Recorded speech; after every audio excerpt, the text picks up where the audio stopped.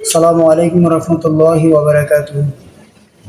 50 বছর যাবৎ এই পুরুষ মাহফিল চলতেছে হাজী মোহাম্মদ নূর নবী আমার দরবার শরীফে।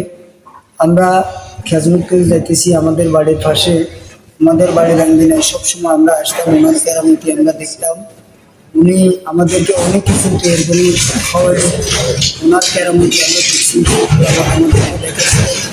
এবং এখানে পুরুষ মাহফিল প্রতিষ্ঠিত হয় ঢাকা, চট্টগ্রাম, তারপর বগুড়া, মাগুরা, এখান থেকে অনেক মানুষ আসে।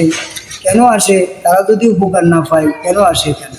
নিশ্চয়ই আল্লাহর অলিরা দুনিয়াতে আছে, এই দেশ স্বাধীন করছে আল্লাহর অলি।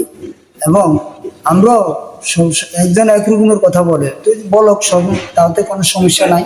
আমরা আমাদের কাজ করছি, তারপরে মানে এই কাজটা খেজমত করতেছি এবং ইনশাল্লাহ আরো করবো অতীতে।